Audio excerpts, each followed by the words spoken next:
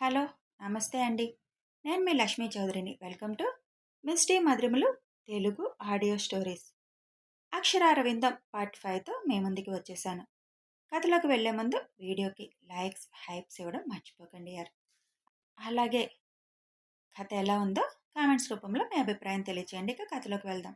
ఉదయాన్నే ఆఫీస్కి వెళ్ళబోతున్న అరవింద్ని హాయ్ అరవింద్ అంటూ 23 ఏళ్ల అమ్మాయి పరుగున వచ్చి హత్తుకుంటుంది. నీకెన్నిసార్లు చెప్పాను పూజ, ఇలా హక్ చేసుకోవద్దని అని పూజని పక్కకంటూ అంటాడు అరవింద్. నువ్వు ఒకడివి, ఇక్కడ అలా హత్తుకొని విష్ చేసుకుంటారు దేనికైనా. నువ్వు మాత్రం ఇంకా అలా చేయొద్దు ఇలా చేయొద్దు అని రిస్ట్రిక్షన్ పెడతావు. ఇది ఇండియా కాదు అరవింద్, దూరంగా నుంచొని విష్ చేసుకోవడానికి. Anyway, congratulations business man award వచ్చినందుకు. అసలు ఇంతవరకు నువ్వు బిజినెస్ చేస్తున్నట్టే మాకెవ్వరికీ తెలియకుండా ఇంత పెద్ద అవార్డు కొట్టేశావు అంటుంది నవ్వుతూ. అవును అరవింద్, న్యూస్లో చూడగానే మాకు కూడా మాలో ఒక అబ్బాయి ఇంత సక్సెస్ సాధించినందుకు చాలా ఆనందంగా అనిపించింది. ఇండియా నుంచి ఇక్కడికి బతుకు తెరువు కోసం మేమొస్తే నువ్వు ఇక్కడ ఒక సామ్రాజ్యాన్ని సృష్టించుకున్నావు అని అంటారు పూజా తండ్రి అయిన శేఖర్. కంగ్రాచులేషన్స్ అరవింద్ అని పూజా తల్లి నళిని అంటారు. థ్యాంక్ యూ అని చెప్పి మా నేను ఆఫీస్కి వెళ్తున్నాను అని అక్కడి నుంచి వెళ్ళిపోతాడు అరవింద్. ఇంకేంట్రా ధర్మ, కోడికెంత ప్రయోజకుడైతే ఆనందమే వేరు కదా అని ధర్మని హత్తుకొని తన ఆనందం వ్యక్తం చేస్తారు శేఖర్. నా కొడుకు మామూలు షాక్ ఇవ్వలేదురా, స్వీట్ షాక్ ఇచ్చాడు. చాలా హ్యాపీగా ఉన్నాను అని అంటారు ధర్మగారు. ధర్మ శేఖర్ గారు ఒకేసారి అమెరికా వస్తారు. ఇద్దరూ ఒకే హాస్పిటల్లో డాక్టర్స్గా చేస్తున్నారు. అలా వాళ్ళిద్దరి మధ్య ఫ్రెండ్షిప్ కూడా బాగా బలపడింది. ఒకే స్ట్రీట్లో ఉంటారు. కాకపోతే ఒకరు ఈ చివరైతే ఇంకొకరు ఇంకో చివర. వాళ్ళకి ఒక్కతే కూతురు పూజ. ఈ పాపకి అరవింద్ మీద క్రష్ ఉంటుంది. ఇంకేంటి ధర్మ, ఇంక పెళ్లి చేసే సమయం వచ్చిందనుకుంటా అరవింద్కి అని అడుగుతారు శేఖర్. హా, చేయాలి కదా, ఎక్కడుందో తనకి తగ్గ జోడి అని అంటారు నళిని గారు. ఇద్దరు మరదళ్ళు ఉన్నారు కదా, వాళ్ళల్లో ఎవరో ఒకరు అరవింద్కి సెట్ అయిపోతారేమో అని అంటారు శేఖర్ గారు. చూడాలి దేవుడు ఎవరితో రాసి పెట్టారని. నెక్స్ట్ మంత్ ఊరు వెళ్తాం కదా, అప్పుడు ఆలోచిస్తాం. వాడు ఎలాగూ ఇండియాలో పెరిగిన అమ్మాయి భారీగా కావాలని అన్నాడు అని అంటారు ధర్మగారు. ఆ మాట వినగానే పూజ మొహం వాడిపోతుంది. అరవింద్కి మరదలని చేసుకోవడం ఇష్టం లేదని చెప్పడం ఇష్టం లేక చెప్పరు ధర్మగారు. పూజ తల్లిదండ్రులకు కూడా మనసులో ఉంటుంది అరవింద్కి పూజని ఇచ్చి చేస్తే బాగుంటుంది అని. కానీ అరవింద్కి కానీ ధర్మగారు వాళ్ళకి కానీ అలాంటి ఇంట్రెస్ట్ లేదని వాళ్ళ మాటలను బట్టి తెలిసిపోయింది చాలాసార్లు. ఇప్పుడు ధర్మగారు చెప్పిన మాటను బట్టి పూర్తిగా అర్థమైపోయింది ఇక మాట్లాడడం కూడా అనవసరమని. అరవింద్కి ఫస్ట్ నుంచి అమెరికాలో ఉంటున్న ఇండియా సాంప్రదాయాలే ఇష్టం. పూజ దానికి వ్యతిరేకంగా ఉంటుంది. పైగా అరవింద్ 6 అడుగులు దాటి ఉంటే పూజ 5 అడుగులు మాత్రమే ఉంటుంది. కానీ పాపకి అరవింద్ అంటే మాత్రం పిచ్చి.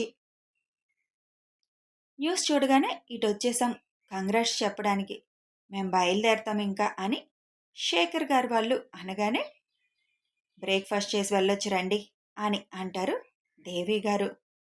లేదులే ఇంక వెళ్తాం అని అంటే నోరు మూసుకొని పదరా అని ధర్మగారు శేఖర్ గారు చేయి పట్టుకొని డైనింగ్ టేబుల్ దగ్గరికి తీసుకువెళ్తారు. డిన్నర్ చేస్తూ నేను ఎంఎస్ చేయడానికి అమెరికా వెళ్ళాలనుకుంటున్నాను నానా అని అక్షిత వాళ్ళ నాన్న కేశవ నాయుడుతో చెబుతుంది. ముందు బీటెక్ కంప్లీట్ చేయి, అప్పుడు ఆలోచిద్దాం. బ్యాక్లాగ్స్ ఉన్నాయి కదా, అవన్నీ క్లియర్ చేయి అని అంటారు ఆయన. దాంతో మొహం ముడుచుకుంటుంది అక్షిత.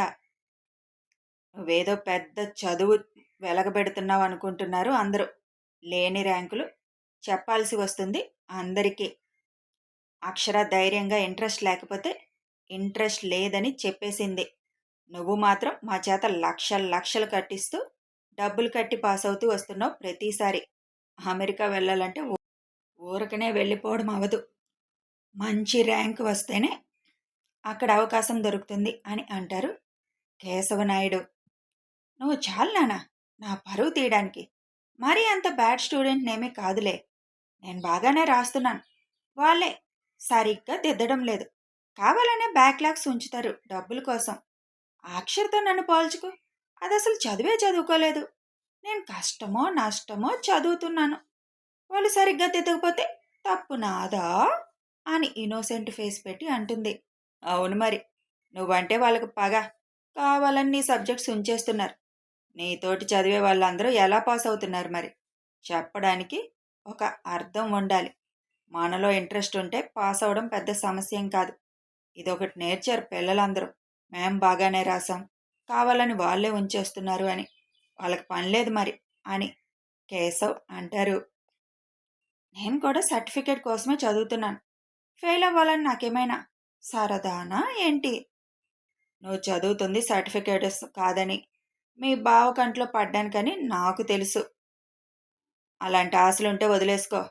మా అమ్మ అక్షర్కి అరవింద్కి మాత్రమే పెళ్లి చేయాలి అనుకుంటుంది. అనవసరంగా ఆశలు పెట్టుకోవద్దని కూడా నాకు చెప్పింది. నీకు కూడా ఫస్ట్ నుంచి అదే చెప్తున్నాను అని కేశవనాయుడు అనగానే, ఆ మొసలు అనుకుంటే సరిపోతుందా? చదువులేని ఆ మొద్దుని బావాసులు చేసుకుంటాడా అని అక్షిత వెటకారంగా అంటుంది. అక్కకి చదువు లేకపోయినా సంస్కారం ఉంది. నీ దగ్గర అది కూడా లేనట్టుందక్క. బావకి డెఫినెట్గా నువ్వైతే నచ్చో అని అంటాడు అక్షిత తమ్ముడు అనీష్. నీకు నాకన్నా అదే ఎక్కువ కదా, నోరు మూసుకొని కూర్చో అని అంటుంది అక్షిత. వాడన్న దాంట్లో తప్పేముంది? నువ్వన్నా అరవింద్కు ఇంట్రెస్ట్ లేదు. వాడెవరిని చేసుకుంటాడన్నది వాడిష్టం. ఎవరి బలవంతము ఉండదు అని కేశవ అనగానే, అక్షిత అన్న దాంట్లో తప్పేముందండి? అరవింద్కి మొదటి నుంచి చదువుకున్న వాళ్ళంటేనే కదా ఇష్టం. అక్షర ఎలాగూ చదువుకోలేదు. తననిష్టపడ్డు. మన అక్షితకి అడిగితే తప్పేముంది అని అడుగుతుంది కేశవ భార్య వర్ధిని. మా అమ్మ మాట్లాడుతుంది. మీరెవరు ఈ విషయంలో ఇంకేం మాట్లాడొద్దు. వాళ్ళంతట వాళ్ళు వచ్చి అక్షితని చేసుకుంటాము అంటే అప్పుడు ఆలోచిద్దాం. మనమైతే డైరెక్ట్గా ఏం అడిగేది లేదు. నాకు అక్షిత ఎంతో అక్షర కూడా అంతే. ఇంకా చెప్పాలంటే అక్షర అంటేనే ఇష్టం. ఉన్నది ఉన్నట్టు తన గురించి నిజం చెప్తుంది. నీ కూతురు కలరింగ్ ఇస్తుంది అరవింద్ దగ్గర. ఏదో చదువులో నెంబర్ 1 అన్నట్లు. అది అబద్ధాలు చెప్తుందని అరవింద్కి తెలిస్తే కనీసం ఇప్పుడు మాట్లాడుతున్నాడు. అప్పుడు మాట్లాడడం కూడా మాట్లాడడు.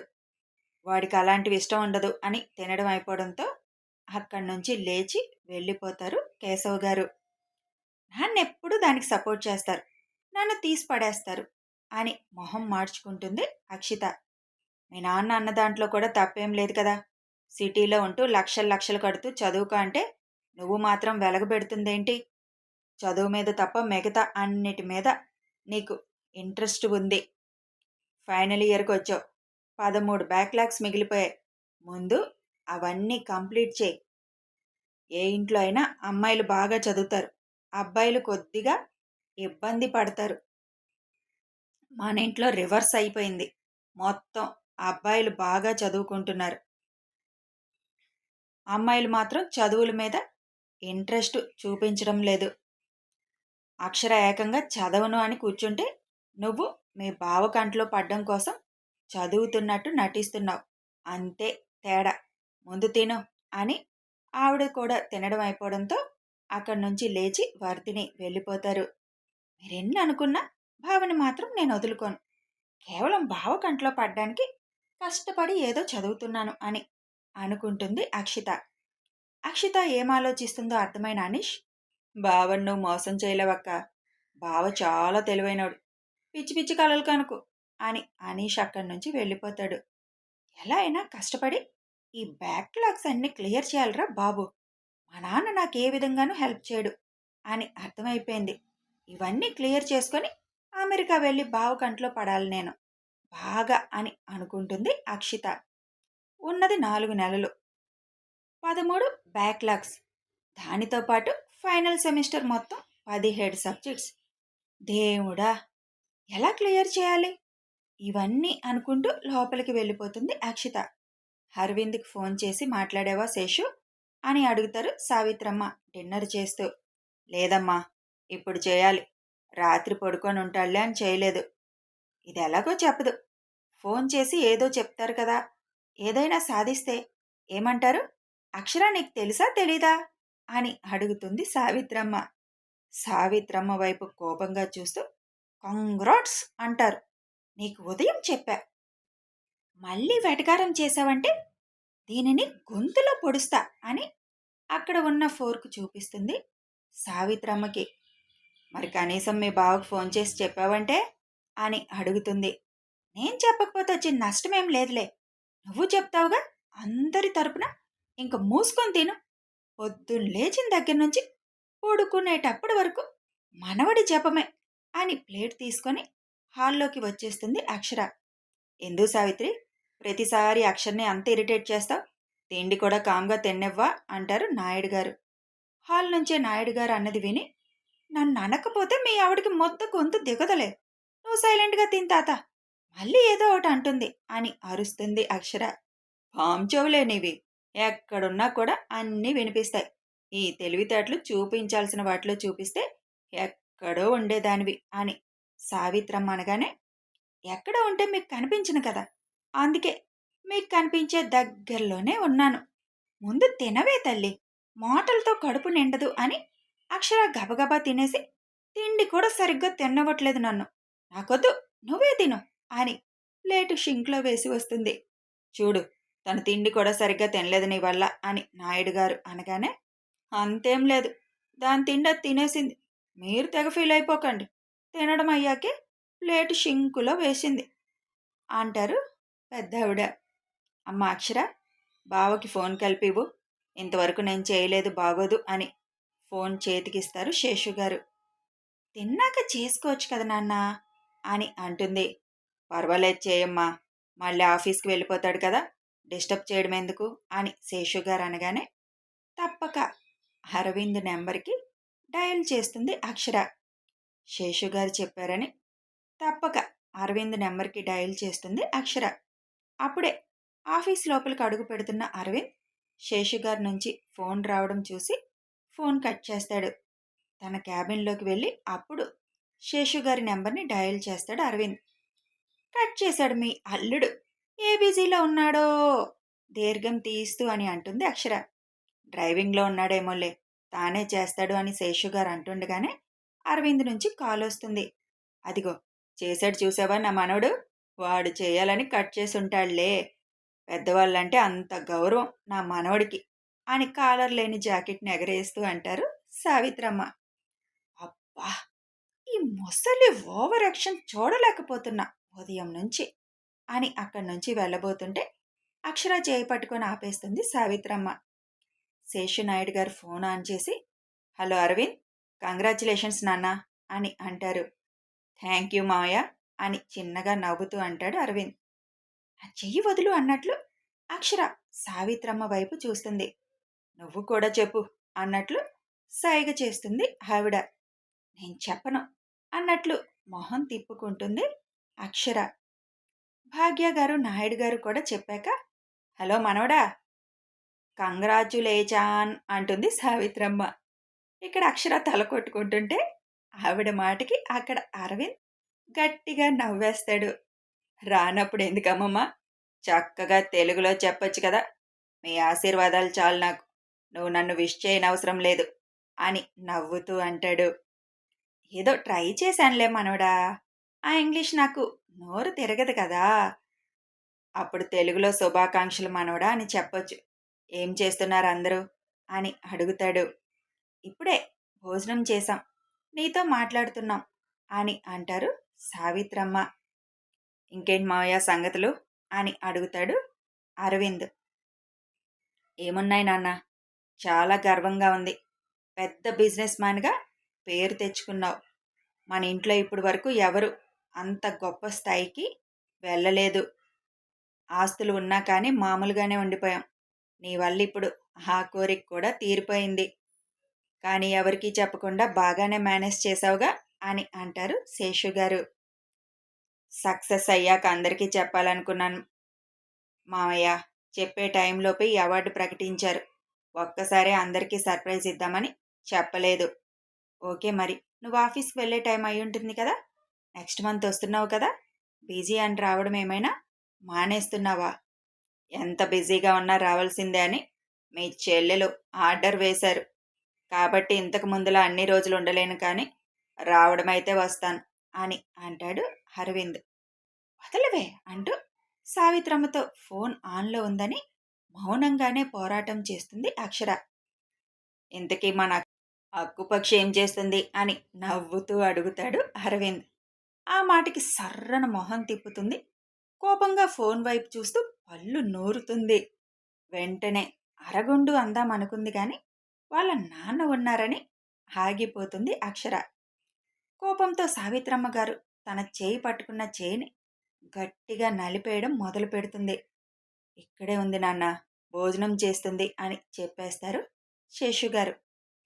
అమ్మమ్మ, తనేటో ఖాళీగానే ఉంది. కష్టపడి 10th పూర్తి చేసిందిగా. నువ్విందాక చెప్పిన వర్డ్ వచ్చులే, ట్రైనింగ్ తీసుకో తన దగ్గర అంటాడు అరవింద్. అడిగితే ఇంతెత్తున లేస్తుంది ఆరు. ముక్కు మీద కోపం కదా మేడంకి. అందుకే అక్కు పక్షి అనేది.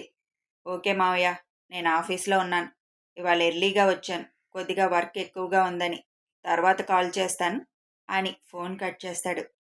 వదలవే ముసలి, ఎందుకు నా చేయి పట్టుకున్నావు?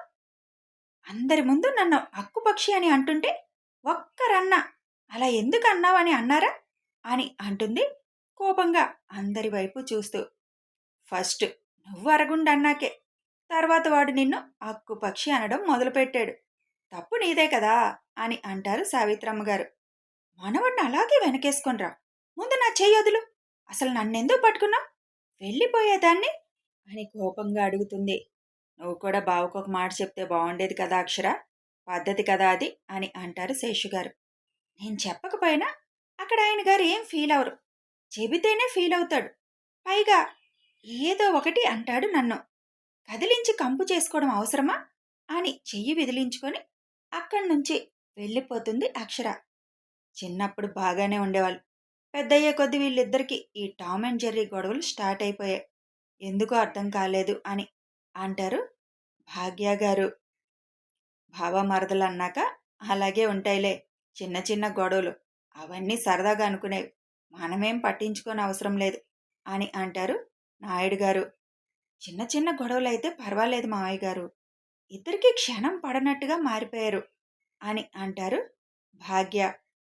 సర్లే పడుకుందాం పదండి, చాలా టైం అయింది, అన్నీ అవే సర్దుకుంటాయి అని సావిత్రమ్మ గారు అక్కడి నుంచి లేచి లోపలికి వెళ్ళిపోతారు. రూమ్లోకి వెళ్ళిన అక్షర, నేను సైలెంట్గా ఉన్నా కూడా నన్ను అక్కుపక్షి అంటావు కదా, వస్తావు కదా ఊరికి, అప్పుడు చెప్తాను నీ పని.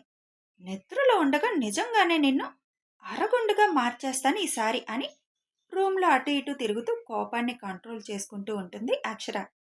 కథ కొనసాగుతుంది. మరి వీళ్ళిద్దరి మధ్య నిజంగానే టామ్ అండ్ జెర్రీ గొడవ జరుగుతుందా, అసలు ఎందుకు జరుగుతుంది, ఏమైంది వీళ్ళిద్దరి మధ్యలో తెలియాలి అంటే కథని ఫాలో అయిపోండి.